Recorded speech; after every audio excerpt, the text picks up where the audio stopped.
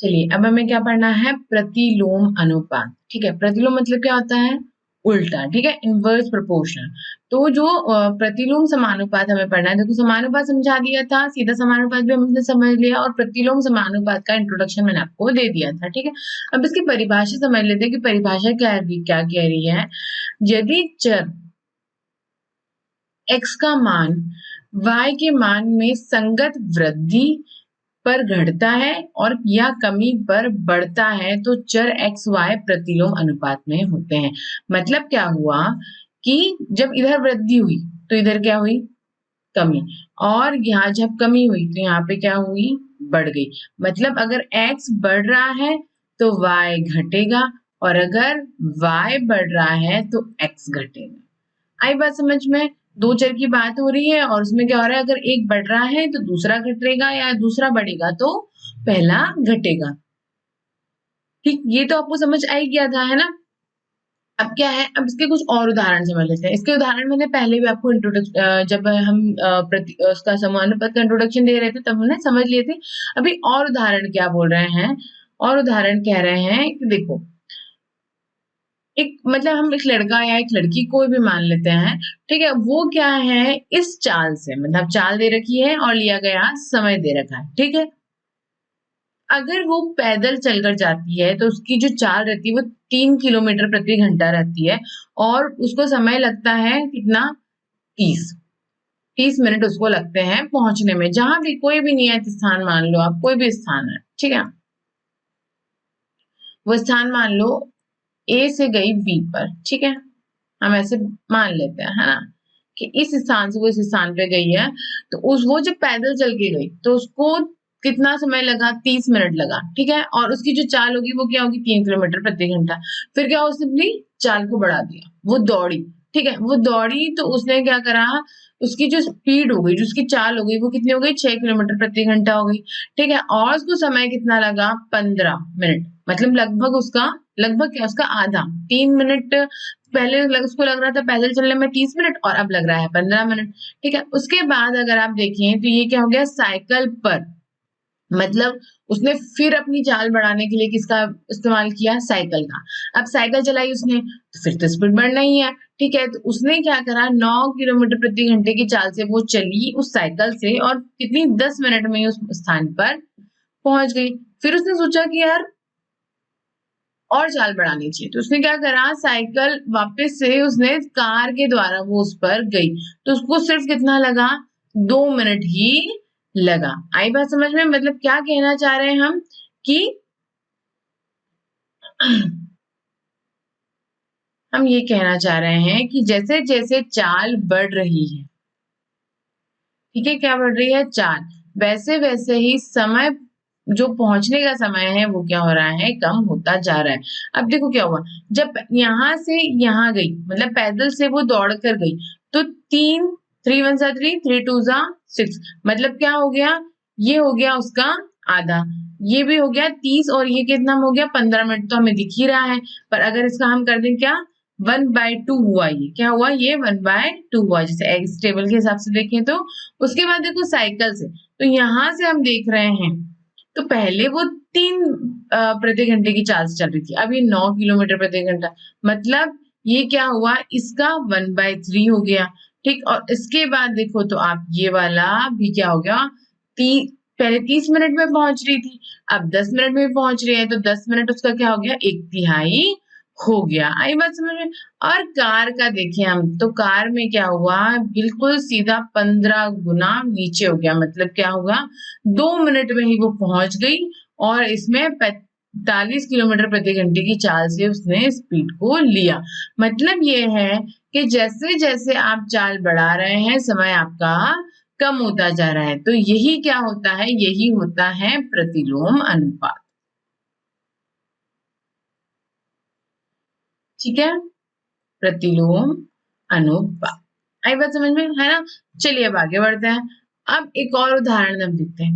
पहला उदाहरण समझ आया था, है ना। अब एक और उदाहरण क्या है, एक विद्यालय है जहाँ गणित की पाठ्य पुस्तकों के लिए 6,000 रुपए खर्च करना चाहता है। एक विद्यालय है जो गणित की पाठ्य पुस्तक लेना चाहता है, और उसे सिर्फ खर्च करना है 6,000 रुपए। उसने मतलब फिक्स कर रखा है कि मुझे 6,000 ही खर्च करना है।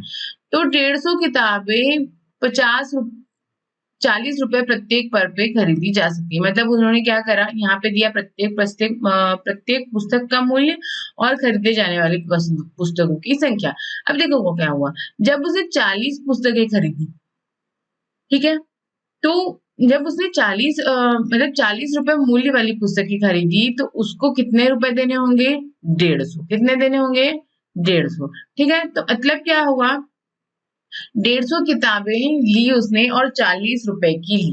अब देखो उन्होंने बोला कि मुझे 6,000 ही खर्च करने, मतलब क्या हुआ कि 150 इंटू 60 करूं मैं तो मुझे 6,000 आना चाहिए। देखो 2 शून्य का 2 शून्य बिठा दिया हमने पीछे, एक शून्य, ये एक शून्य, और 6 का गुणा करो आप 15 में, तो 15 की टेबल आप 6 बार बोलोगे, सॉरी 40 है ना, ठीक है, 2 शून्य का 2 शून्य बिठा दिया। अब देखो 40 की टेबल आप 4 की टेबल आप 15 की टेबल आप 4 बार बोलोगे तो आपको कम मिलेगा 60। कितने मिल गए हमें, 6,000 रुपए मिल गए। ठीक है, अब देखो क्या हुआ, अब उन्होंने 50 रुपए की पुस्तकें खरीदी, जो कितने रुपए की है, 50 रुपए की। पर अब एक बात बताओ, जब इधर उन्होंने मूल्य बढ़ा दिया, ठीक है, तो किताब की संख्या क्या हो जाएगी, कम हो जाएगी। क्यों, क्योंकि हमें पैसे उतने ही खर्च करने हैं। हमें कितने खर्च करने हैं, 6,000 ही खर्च करना है। ठीक है, अगर आपने 50 रुपए का किताब खरीदोगे आप एक, आपकी इधर किताबों की संख्या कम होगी, तो हमें कितनी संख्या मिल रही है, 120। अब अगर देखो आप 50 इंटू 120, तो देखो 2 जीरो है तो 2 जीरो का 0 बिठा दिया, और 5 की टेबल आप बोलो 12 बार तो आपको मिलेगा 60। मतलब 6,000 रुपए हमें खर्च करना है। उसी तरीके से देखो, अगर 60 रुपए की आपने पुस्तक खरीदी है ना, तो 50 से भी ज्यादा हो गया, मतलब 120 किताब भी नहीं खरीद पाएंगे हम, उससे भी कम किताबें आएंगी हमारे पास, तो वो कितनी हुई, 100। ठीक है, उसी तरीके से अगर हमने 75 रुपए वाली किताब खरीदी, हर अलग अलग तरह की किताबें आती है भाई, ठीक है, तो क्या हुआ, अब हमारी किताबों की संख्या और कम हो गई, तो कितनी हो गई, 80। ऐसे ही जब 80 रुपए की खरीदी तो कितनी संख्या हो गई, 75। और जब हमने 100 रुपए वाली खरीदी तो हमें सिर्फ कितनी मिली, 60। ठीक है, कितनी मिली, 60। मतलब क्या हुआ कि जैसे जैसे हम पुस्तकों का मूल्य बढ़ा रहे हैं, वैसे वैसे खरीदी जा सकने वाली जो पुस्तकों की संख्या है वो क्या हो रही है, कम हो रही है। ठीक है, मतलब क्या हुआ, ये क्या है, क्या हो रहा है, एक बढ़ रहा है और दूसरा घट रहा है। अब इसमें एक चीज देखो, इसमें हमें एक चीज क्या समझ आ रही है कि इसका और इसका गुणा करने पर हमें क्या मिल रहा है, मतलब ये सारे गुणा क्या मिल रहे हैं, हमें बराबर में मिल रहे हैं। जैसे हमने सीधा समानुपात में क्या हुआ था कि उनका जो अनुपात था x1/x2 और x2 बाय y1/y2, ठीक है, y1/y2 बराबर हमें क्या मिल रहा था कि कांस्टेंट, है ना, ये किसके लिए था, सीधा समानुपात के लिए। ठीक है, पर जब प्रतिलोम अनुपात की बात हो रही है तो क्या हुआ कि इन दोनों का गुणा, मतलब अगर इसको हम मान ले x, इसको हम मान ले y, तो ये हो जाएगा x1, ये हो जाएगा y1, ये हो जाएगा x2, ये हो जाएगा y2, इस तरीके से, है ना, इस तरीके से, है ना। अभी वो क्या हुआ, वो क्या होगा इसका कि आप जब x1 y1 का गुणा कर रहे हैं, मतलब x1 y1 बराबर गुणा हुआ x2 y2 बराबर, आपको क्या मिलेगा कि यहाँ पे हमारे लिए कौन सा रिलेशन आएगा, कौन सा संबंध मिलेगा हमें, ये संबंध मिलेगा। आई बात समझ में, है ना। चलिए अब इसको ठीक से और अच्छे से समझ लेते हैं कि प्रतिलोम अनुपात इस प्रकार दो राशियां x और y प्रतिलोम समानुपात में विचलित कही जाती है।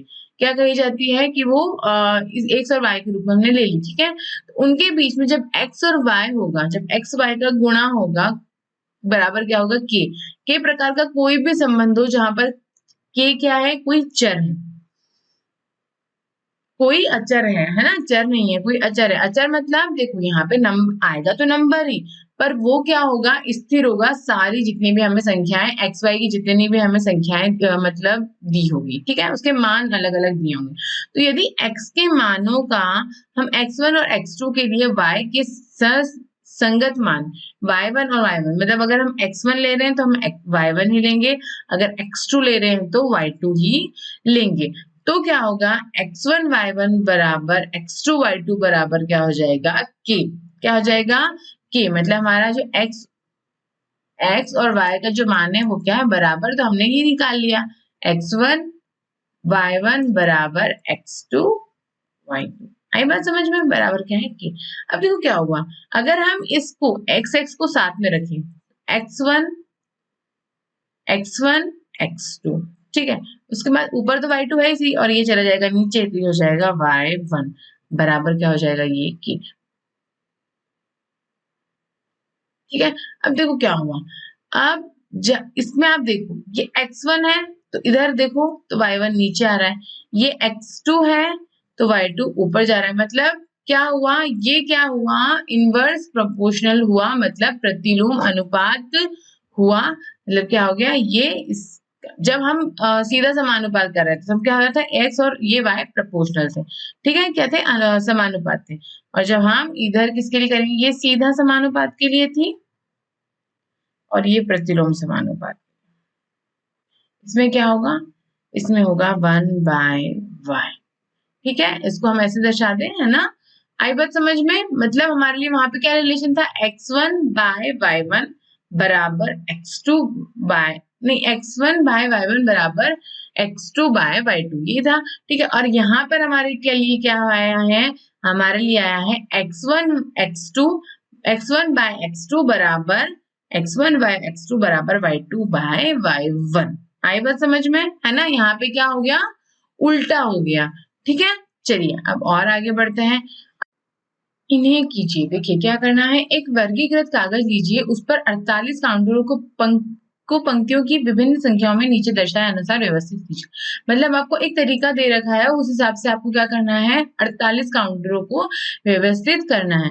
देखो उन्होंने क्या करा, एक बार लिया, 4 पंक्ति ली, 1 2 3 4, ठीक है, और कितने काउंटर है हमारे, 48, तो बच्ची कितनी पंक्ति इधर 12 स्तंभ लिए, 1 2 3 4 5 6 7 8 9 10 11 12, ठीक है, कितने हुए, 12 स्तंभ। अब देखो 4 का गुणा आप 12 में करो तो आपको क्या मिलेगा, 48, मतलब हमने सही काउंटर व्यवस्थित किए हैं, ठीक है। अब उसके बाद उन्होंने एक और हमें अरेंजमेंट दे दिया, किस तरीके से, कि 6 पंक्तियां ली हैं, इधर देखो 6 पंक्तियां, 1 2 3 4 5 6, ठीक है, और उसके बाद 8 उन्होंने क्या लिए हैं, स्तंभ लिए हैं, ठीक। अब वो कह रहे हैं कि और हम आपकी मदद कर देते हैं, अगर हम आपको पंक्तियों की संख्या दे दें, ठीक है, तो आप सिर्फ हमें बता दो कि स्तंभ कितने होंगे उस काउंटर को व्यवस्थित करने में, ठीक है। अब देखो पंक्तियों की संख्या को मैं R लिख दूं, ठीक है, और स्तंभ की संख्या को मैं C लिख दूं, ठीक है, रो और कॉलम, है ना, RC, ठीक। अब देखो हमारे पास संबंध है कि R3 बराबर, एक हमारे लिए क्या है, R3 बराबर उन्होंने दे दिया है 4 और C3 दे दिया है 12, और दूसरा दिया है R4 हमें दिया है 6 और C4 दिया है हमें 8। आई बात समझ में, और इनका गुणा हमने किया तो क्या मिला हमें, 48, ठीक है। अब देखो, अब हमारे पास क्या रिलेशन है कि x1 y1 बराबर x2 y2, ठीक है। तो देखो इसका बराबर हमारे लिए यहाँ पे क्या है, 48। अगर ये हमने अरेंजमेंट सही किए होंगे तो हमारा जो गुणा है वो क्या मिलेगा, हमें 48 ही मिलेगा, R और C का, ठीक। आई बात समझ में। अब देखो क्या हुआ, ये हमारा R1 है ना, अब हम ये वाला संबंध ले लेते हैं R3C3 वाला, ठीक, इसको मैं इरेज कर देती हूँ, है ना।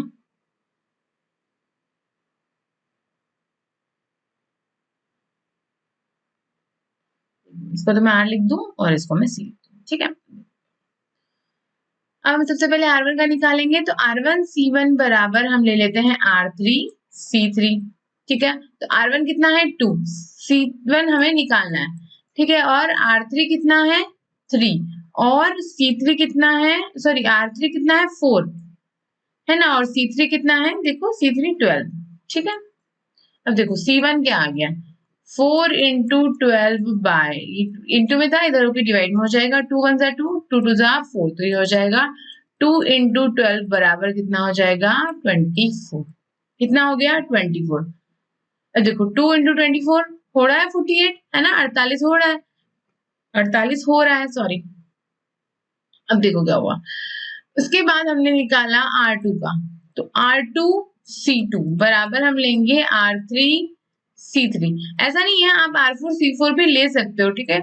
तो R2 कितना है हमारा 3, C2 हमें निकालना है, ठीक है। R2 हमारा है 3 और C2 हमें निकालना है, और R3 हमारा है 4 और C3 है 12। तो C2 बराबर कितना हो जाएगा 4 इंटू 12/3, तो 3 1 जा 3, 3 4 जा कितना हुआ 12, तो 4 इंटू 4 कितना हो गया 16। अब हमारी जो C2 की मान था वो कितना निकला हमारा 16। अब देखो 3 का गुणा आप 16 में करो, आपको क्या मिल रहा है 48। अब बचा कौन सा R5 C5। अब देखो हम ये वाला मान लेते हैं, ऐसा नहीं पास पास का दूर का भी आप ले सकते हो, जैसे हमने यहाँ से लिया था ना इसका और इसका, है ना। अब देखो R5 ये वाला ले लेते हैं, R4 C4 बराबर R5 C5। तो देखो क्या हो गया, R4 हमारा 6 है, C4 हमारा 8 है, R5 हमारा 8 है ना, और C5 हमको निकालना है। तो C5 बराबर में ऐसे लिख दो इसको, 6 इंटू 8 बाय ये वाला गुणा में इधर आके हो जाएगा भाग में, हो जाएगा 8, 8 1 जा 8, 8 1 जा 8। अब देखो C5 कितना मिला मुझे 6, कितना मिल गया 6। अब देखो इसका गुणा करो आप, आपको क्या मिलेगा 48।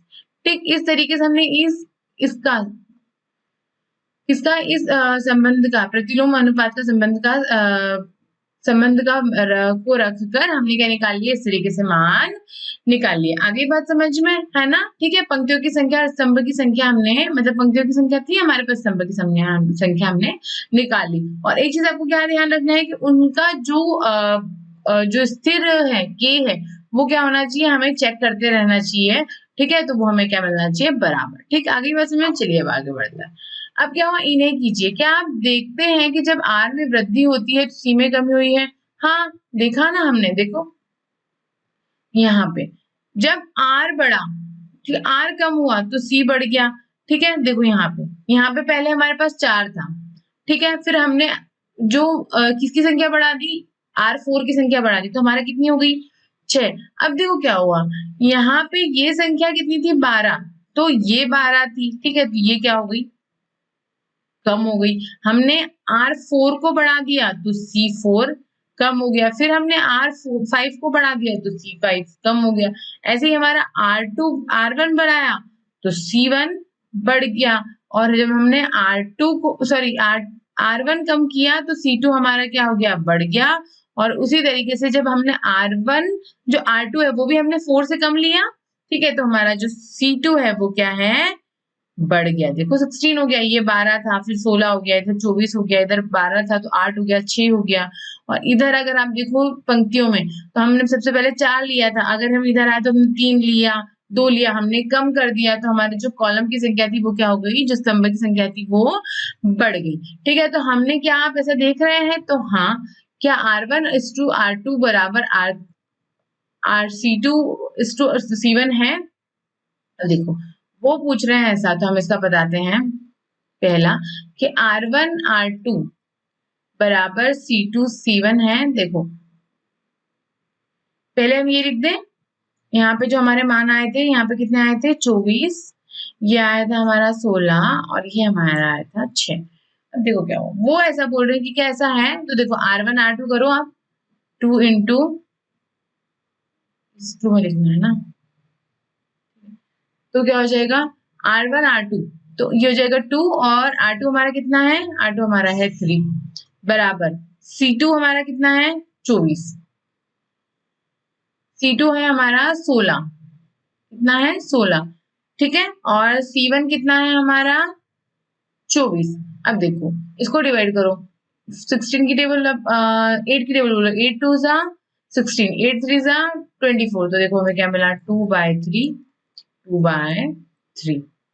मतलब क्या हुआ, ये क्या ऐसा है, क्या R1 अनुपात R2 बराबर C2 अनुपात C1 है? तो हाँ है, मतलब ये दोनों में बराबर है, ठीक है। अब देखो क्या R3 R4 बराबर C4 C3 है? तो देखो ये वाला भी करके बता देते हैं, R3/R4 बराबर C4/C3। तो देखो R3 कितना है हमारा 4, C3 उसके बाद R4 हमारा कितना है, R4 6 बराबर C4 कितना है 8, और C3 कितना है 12। अब देखो 2 की टेबल बोलो, 2 2 जा 4, 2 3 जा 6। इसके बाद 8 4 2 4 जा 2 2 जा 8, 2 2 4 जा 8, 2 4 जा 8, हम किससे कैंसिल करें, 4 से करते हैं ना, तो 2 2 जा 4 2 जा 8 और 4 3 जा 12। देखो 2/3 मिल रहा है हमें बराबर, है ना, क्या मिल रहा है 2/3। और एक और चीज हमें क्या मिल रही है कि जो हमने ये वाली चीज देखी थी क्या, कि x1 y1 बराबर x2 y2 बराबर कितना होता है k। तो हम क्या करते थे, इसको हम ऊपर नीचे कर देते हैं, x को हमने क्या कर लिया साथ में, तो ये हो जाएगा x1 बाय x2 बराबर हमने लिखा था y2 बाय y1 बराबर हमें क्या मिलना चाहिए था k। तो देखो k ही मिल रहा है, 2/3 2/3 सब में एक ही स्थिर मान हमें मिल रहा है। ठीक है, आगे बात समझ में, तो क्या ऐसा है, तो वो भी निकाल लिया। अब क्या r और c परस्पर व्युत्क्रमानुपाती है, तो हाँ है, क्योंकि क्या हो रहा है, जैसे हम r की संख्या को बढ़ा रहे हैं, इधर देखो, इधर अगर चलो इस तरफ लिख देती हूँ, r की संख्या को जब हम घटा रहे हैं तो c की संख्या बढ़ रही है, और इधर हम देखें तो r की संख्या जब हम बढ़ा रहे हैं तो c की संख्या क्या हो रही है, घट रही है। तो क्या हुआ, यह परस्पर व्युत्क्रमानुपाती है, तो हाँ है इसके हिसाब से। और बाकी हम जो हमारा क्या है, हमने ये वाला ये रिलेशन या ये रिलेशन के द्वारा भी हम इसको बता सकते हैं। आई बात समझ में, है ना, ठीक है, और हमारा मान के हिसाब से दिख ही रहा है। ठीक है, तो हम लिख देंगे कि हाँ, यहाँ पे अगर हम r की मान कम कर रहे हैं तो c का मान बढ़ रहा है, और यहाँ पे हम r का मान बढ़ा रहे हैं तो c का मान क्या हो रहा है, घट रहा है। आगे बात समझे, चलिए अब आगे बढ़ते हैं। प्रयास कीजिए, क्या निम्नलिखित सारणियों को देखिए, ज्ञात कीजिए कि कौन से चरों के युग्म परस्पर प्रतिलोम है। मतलब x और y के हमें युग्म देखने, देखो x और y लिखा हुआ है, ये अगर हमने मान लिया x1, ये हुआ x2, ये हुआ x3, ये हुआ x4। ठीक है, उसके बाद ये हुआ y1, ये हुआ y2, ये हुआ y3 और ये हुआ y4। ठीक है, अब देखो क्या हुआ, अगर ये परस्पर प्रतिलोम हुआ तो एक्स वाई बराबर क्या होना चाहिए, x1 y1 बराबर होना चाहिए x2 y2 बराबर होना चाहिए x3 y3 और बराबर होना चाहिए x4 y4। ठीक है, अब देखो क्या होगा, x1 y1 मतलब 50 इंटू 5,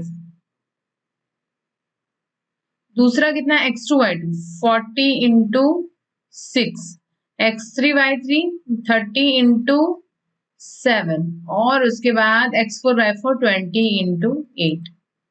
देखो क्या मान आया हमारा, 5 इंटू 5 25 और पीछे लग गया शून्य, बचा है तो शून्य। ठीक है, 4 इंटू 6 24, पीछे लगा शून्य। 3 इंटू 7 21, पीछे लगा शून्य। और 2 इंटू 8 तो ये हो गया 16 और 16 फिर पीछे लगा शून्य। अब देखो ये चारों चीजें बराबर दिख रही है क्या, एक्स वाई के बराबर दिख रही है, नहीं, मतलब ये क्या हुआ, परस्पर ये क्या हुआ, प्रतिलोम समानुपात नहीं हुआ, समानुपात नहीं। आगे बात में, चलिए अब आगे बढ़ते हैं। अब एक और सारणी है, उसमें हमें क्या करना है, इसमें भी हमें यही करना है कि ज्ञात कीजिए कि कौन से चर के युग्म परस्पर प्रतिलोम है। तो फिर हम वही करेंगे, देखो एक्स वाई बराबर हम लिख देंगे, डायरेक्ट लिख दो 100 इंटू 60 बराबर होना चाहिए 200 इंटू 30 बराबर होना चाहिए 300 इंटू 20 बराबर 400 इंटू 15। देखो क्या हुआ, 100 इंटू 60 कितना हुआ, एक का गुणा किया आपने 6 में, तो 6 और 3 शून्य लगा दो पीछे। ठीक, उसके बाद दूसरा देखो, 2 का गुणा किया आपने 3 में 6, 3 शून्य लगा दो, 1 2 3 शून्य बचे। ठीक है, उसके बाद 2 का गुणा किया आपने 3 में, तो कितना मिला 6 और पीछे कितने शून्य बचे, 1 2 3। ठीक, उसके बाद देखो 4 का गुणा किया आपने 15 में, तो 15 की टेबल बनाते हो आप 4 बार, तो कितना मिलता है 60 और कितने शून्य है यहाँ 2, तो हमने 2 शून्य लगा दिया। अब देखो ये तो 6000 6000 6000 ये तो सब बराबर है, ये क्या है एक्स वाई का मान क्या है बराबर है, मतलब अर्थात क्या है ये परस्पर प्रतिलोम समानुपात है, ऐसा आप पूरा लिख देना। ठीक है ना। चलिए अब आगे बढ़ते हैं। अब क्या हुआ, एक और सारणी है, निम्नलिखित सारणी को देखिए, ज्ञात कीजिए कौन से चर के युग्म में परस्पर प्रतिलोम समानुपात है।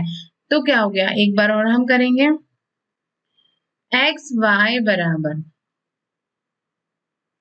ठीक है वही लिखो, x1 y1 बराबर x2 y2 बराबर x3 y3 बराबर x4 कितने हैं 6 है ना, x4 y4 बराबर x5 y5 बराबर x6 y6। ठीक है, अब देखो क्या होगा, एक्स वाई बराबर x1 y1 कितना है 90 इंटू 10, ठीक 60 इंटू 15, ठीक है, x3 y3 कितना है 45 इंटू 20, x4 कितना है 30 इंटू 25, x5 कितना है 20 इंटू 30 और y6 x6 y6 कितना है 5 इंटू 35। अब देखो करो सबका गुणा, 90 इंटू 100 कितना हो जाएगा 900 बराबर 6 की टेबल, 15 की टेबल आपने 6 बार बोली तो कितना मिला 90 और एक शून्य पीछे ऐसा का ऐसा बच गया तो 900 बराबर 45, 2 की टेबल आप 45 बार बोलोगे तो कितना मिलेगा 90 और एक पीछे शून्य 900। ठीक है, फिर 3 की टेबल आप बोलो 25 बार तो कितना मिला 75 और पीछे लग गया शून्य। उसके बाद देखो 2 की टेबल आपने बोली 3 बार तो कितना मिला 6 और 2 शून्य। उसके बाद 5 इंटू 35, तो 5 की टेबल बोली आपने 5 बार तो कितना हो गया 25 और 2 लगा रिमाइंडर, तो 5 की टेबल बोली आपने 3 और 15 प्लस 2 तो ये हो जाएगा 70। कितना मिला 170। अब देखो ये तीनों युग्म तो हमें बराबर दिख रहे हैं, पर क्या ये तीनों हमें दिख रहे हैं बराबर, नहीं। मतलब क्या हुआ, अगर ऐसा भी बता सकते हैं हम, तो कौन कौन से युग्म बराबर हुए, ये हुए एक्स वाई बराबर हुआ x1 y1 और x2 y2 और x3 y3, ये युग्म क्या हुए, ऐसा आप लिख देंगे, ये युग्म प्रतिलोम अनुपात है।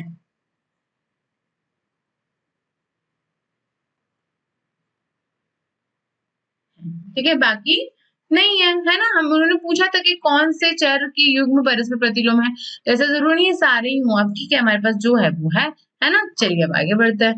अब सीधा और प्रतिलोम समानुपात को हम देख लेते हैं कि जब दो राशियां एक सवाय प्रत्यक्ष या सीधे समानुपात में होती है, अर्थात अनुक्रमानुपाती होती है, तो हम कैसे लिखते हैं, x प्रोपोर्शनल लिखते हैं y के, जो मैंने अभी थोड़ी देर पहले बताया था। और अगर दो राशियां हैं और वो प्रतिलोम समानुपात है तो व्युत्क्रमानुपाती होता है। ठीक है, इसको क्या बोलते हैं हम, अनुक्रमानुपाती, और इसको बोलते हैं हम किसको, प्रतिलोम समानुपात को व्युत्क्रमानुपाती बोलते हैं। तो इसको हम कैसे लिखेंगे, x प्रोपोर्शनल लगा देंगे, मतलब x समानुपात 1/y और x समानुपात y क्या होता है, ये सीधा हुआ और ये हुआ प्रतिलोम समानुपात हुआ। ठीक है, ऐसा भी थोड़ी देर पहले बता ही दिया था ना। चलिए अब आगे बढ़ते हैं। अब उदाहरण 7 क्या बोल रहा है कि टंकी को 1 घंटे 20 मिनट में भरने के लिए 6 पाइप की आवश्यकता पड़ती है। यदि उसी प्रकार के केवल 5 पाइपों का उपयोग किया जाए तो टंकी की कितना समय में भरेगी। ठीक है, तो देखो क्या हुआ, सबसे पहले आप लिख दो कि पाइप की संख्या कितनी ली हमने, पाइप की संख्या मानी हमने x। ठीक है, और समय माना हमने कितना, माना कि पाइप की संख्या x है और समय हमने मान लिया समय y मिनट। ठीक है, अब देखो क्या हुआ, सबसे पहले हम क्या कर देंगे, क्योंकि क्या है यहाँ पे कितना मिल रहा है, चलो पहले टेबल बना लेते हैं फिर लिखेंगे ये सब चीजें, है ना। देखो तो टेबल कैसे बनेगी, पूरा मैं ये ना लिखते हुए कि पाइप की संख्या कितनी है और ये समय, मैं डायरेक्ट लिख दूं x, ठीक है, और मैं लिख दूं इसको y। x क्या है? पाइप की संख्या। कितनी है पाइप की संख्या? 6। कितना समय लग रहा है हमको? 1 घंटा 20 मिनट। अब देखो हमें पता है कि 1 घंटे में कितने मिनट होते हैं? 60 मिनट होता है, ठीक। तो क्या होगा, 1 घंटा 20 मिनट में कितने मिनट होंगे? 1 घंटा मतलब 60 मिनट, 60 प्लस 20 तो ये हो जाएगा 80 मिनट, ठीक है। कितने मिनट लग रहे हैं? 80। यहाँ लिख दूं मैं इसको मिनट में, है ना। अब देखो क्या हुआ। अब हमारे पास 5 पाइप हैं, ठीक है, तो आपको कितना समय लगेगा? तो हम क्या लिख देंगे यहाँ पे? y, ठीक है। अब देखो क्या हुआ, चूंकि 6 पाइप, ऐसा लिखेंगे आप, 6 पाइप से टंकी भरने में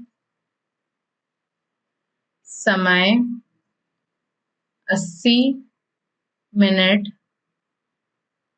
लग रहा था, तो 5 पाइप से टंकी भरने में लगा हुआ समय क्या होगा? ज्यादा होगा। मतलब क्या हुआ, जब पाइप की संख्या हमने कम कर दी तो समय क्या हमारा हो गया? ज्यादा हो गया। मतलब क्या हुआ, ये क्या हुआ? व्युत्क्रमानुपाती हुआ। तो हम यहाँ पे कौन सा रखेंगे मान? यहाँ रख देंगे हम x1 y1 बराबर हम रख देंगे x2 y2, ठीक है। तो x1 हमारा कितना है? 6, y1 कितना है? 80, ठीक है, और उसके बाद x2 कितना है? 5, और y2 हमें निकालना है। तो देखो क्या होगा, ये हो जाएगा y2 बराबर हम लिख देंगे 6 इंटू 80/5, ठीक है। y2 इधर लिखा हुआ है, हम इधर लिखकर इस तरीके से इसको लिख देंगे, ठीक है। तो देखो 5 1 जा 5, 5 1 जा 5, 5 6 जा 30, ठीक है। तो कितना मिला? 6 इंटू 16। तो देखो 6 का टेबल आपने 6 बार बोली तो 36 का 3 लगा रिमाइंडर, और 6 की टेबल आपने 1 बार बोली तो 1, 6 और 6 प्लस 3 तो 96 मिनट। कितना लगा? देखो ज्यादा समय लगा ना। अब 96 मिनट को आप ऐसे लिख सकते हैं, 60 मिनट का क्या हुआ? 1 घंटा हुआ। तो हमने लिख दिया सबसे पहले इसमें 60 निकाल दिया और ये हो गया 1 घंटा, ठीक है। उसके बाद कितने मिनट बचेंगे? जब 96 में से 60 निकल गया तो कितने मिनट बचे? 36। तो इसको हम ऐसे लिख दें 36 मिनट। तो आप क्या कहेंगे? आप ऐसा लिख देंगे, अर्थात 5 पाइपों का उपयोग करें तो टंकी भरने में 1 घंटा 36 मिनट लगेगा। मतलब समय क्या लगा? ज्यादा, ठीक है। आगे बढ़ते हैं, चलिए अब आगे बढ़ता है। अब एक छात्रावास में 100 विद्यार्थी हैं और उनके भोजन की सामग्री 20 दिन के लिए पर्याप्त है, ठीक। पर इस समूह में 25 विद्यार्थी और आ जाएं तो यह क्या भोजन सामग्री कितने दिन चलेगी? अब देखो एक बात बताओ, आपके लिए 100 विद्यार्थी हैं, 100 लोग हैं और 20 दिन का खाना है। अब 100 लोगों में 25 लोग और आपने ऐड कर दिए उसमें, ठीक है, तो भोजन सामग्री उतने ही दिन तक चल जाएगी? मतलब 20 दिन तक ही चल जाएगी? नहीं। मतलब क्या हुआ, इसमें क्या होगा, इसमें समय क्या हो जाएगा? कम हो जाएगा। मतलब दिन हमारे क्या हो जाएंगे? कम हो जाएंगे, ठीक है। तो सबसे पहले हम क्या लिखेंगे? हम लिख देंगे समय, ठीक है। समय कितना माना हमने? x, ठीक है। और विद्यार्थियों की संख्या, विद्यार्थी की संख्या कितनी मान ली हमने? y, ठीक। तो देखो क्या होगा, यहाँ पे सबसे पहले हम टेबल बना देंगे,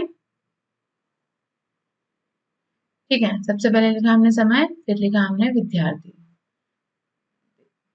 समय कितना है हमारे पास? 20 दिन। पहली वाली जो स्थिति है उसमें समय है 20 दिन, और विद्यार्थी कितने हैं? 100, ठीक। उसके बाद इस समूह में देखें तो इस समूह में 25 विद्यार्थी और आ गए और भोजन सामग्री में नहीं पता, तो भोजन सामग्री के लिए हम समय लिखते हैं x, और यहाँ पे क्या लिख दोगे आप? ये दिन में है। विद्यार्थी कितने हो जाएंगे? 125। क्यों? क्योंकि 100 तो है ही, पर उसमें 25 विद्यार्थी और आ गए तो कितना हो गया? 125, ठीक है। अब वही आप पूरा लिख देंगे कि जो मैंने अभी समझाया था कि यदि 100 विद्यार्थी के लिए भोजन की सामग्री 20 दिन के लिए पर्याप्त है, पर उसमें और 25 विद्यार्थी आ जाए तो भोजन की सामग्री क्या होगी, कम दिन चलेगी। मतलब ये क्या हुआ, व्युत्क्रमानुपाती हुआ। ठीक, तो फिर हम लगा देंगे x1 y1 बराबर x2 y2। तो x1 कितना है हमारा 20 इंटू y1 है 100। ठीक है, x2 की जगह हम लिख देंगे x और ये हो जाएगा y2 कितना है 125। तो x बराबर मैं ऐसे लिख दूं 20 इंटू 100 बाय 125। ठीक, अब देखो क्या हुआ, 25 की टेबल से हम डिवाइड कर दें तो ये हो जाएगा 4 और ये हो जाएगा 5। ठीक है, और 5 से हम डिवाइड करेंगे तो 5 1 5, 5 4 कितना मिला 20। अब देखो क्या हुआ, ये हुआ 4 इंटू 4 मतलब कितने हो गए 16 दिन हो गए। मतलब 25 और विद्यार्थी उसमें आ जाए तो कितने दिन चलेगा हमारा खाना, 16 दिन चलेगा। ऐसा आप लिख देंगे, इस समूह में 25 विद्यार्थी और आ गए तो भोजन की सामग्री 16 दिन ही चली। ठीक है, आगे बात समझ में है ना। चलिए अब आगे बढ़ते हैं। उदाहरण 9 क्या कह रहा है कि यदि 15 श्रमिक किसी दीवार को 48 घंटे में निर्मित करते हैं तो इसी कार्य को 30 घंटे में पूरा करने के लिए कितने श्रमिकों की आवश्यकता पड़ेगी। अब वो कह रहे हैं कि 15 मजदूर हैं हमारे पास और 48 घंटे में हम दीवार को बना देंगे। पर एक बात बताओ, अगर आपको 30 घंटे में चाहिए तो 15 लोग उस काम को कर पाएंगे?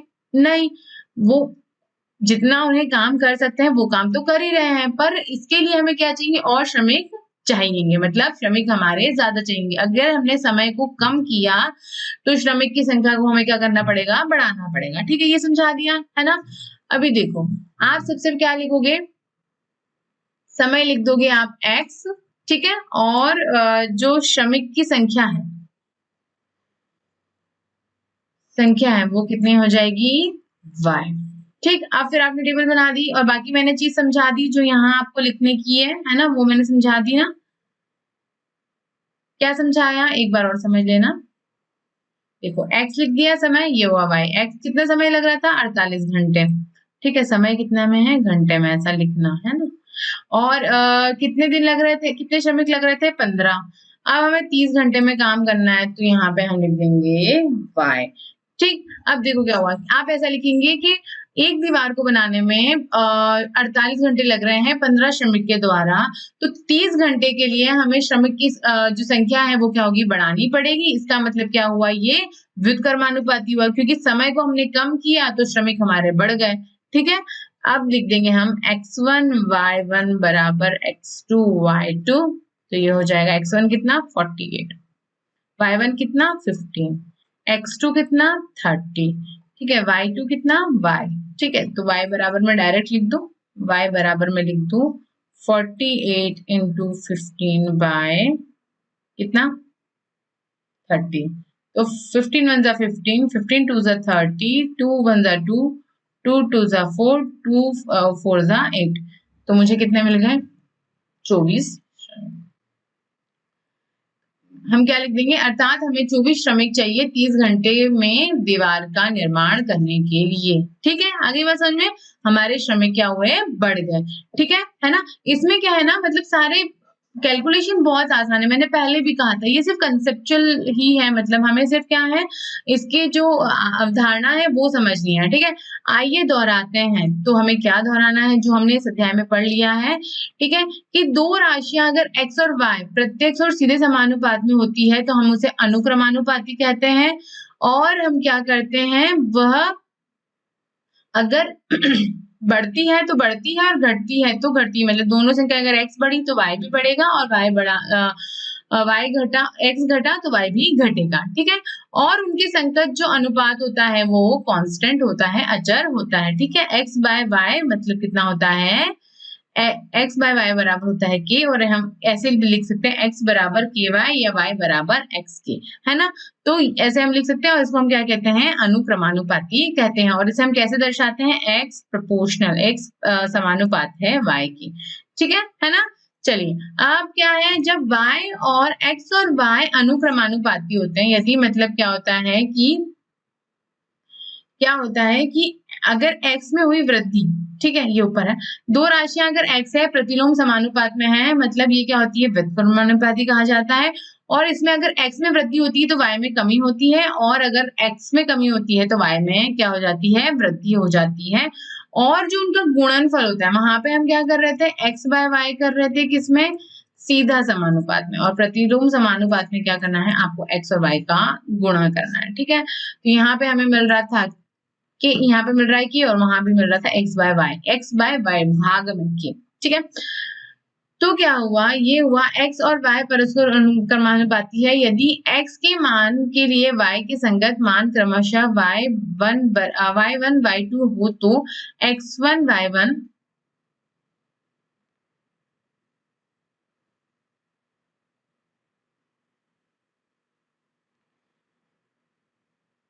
ये क्या हुआ, ये उसकी बात कह रहे हैं कि अनुक्रमानुपाती, अगर x और y अनुक्रमानुपाती है तो x1 y1 बराबर x2 y2 बराबर ये क्या होता है, के होता है।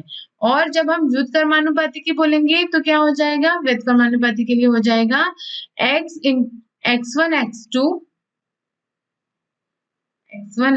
x2 बराबर हो जाएगा y2 y1, मतलब उल्टा हो जाएगा, ठीक है। पहले क्या मिल रहा था, x1 y1 बराबर मिल रहा था x2 y2, और अब मिलेगा हमें x1 x2 बराबर y2 y1, मतलब 1 1 वाली, देखो ये इसका उल्टा हो गया, x1 इधर जाके इधर y1 उल्टा हो गया, और ये वाले x2 इधर, ये नीचे है, ये ऊपर चला गया, ये क्या हो गया, सीधा समानुपात का, और ये वाला हो गया प्रतिलोम समानुपात का, ठीक है। आगे बात समझ में, है ना। चलिए, ये हो गया हमारा अध्याय खत्म, ठीक है। आशा करती हूँ आपको अच्छे से समझ आया होगा, ठीक। अब मिलेंगे हम अगले अध्याय में, तब तक के लिए धन्यवाद।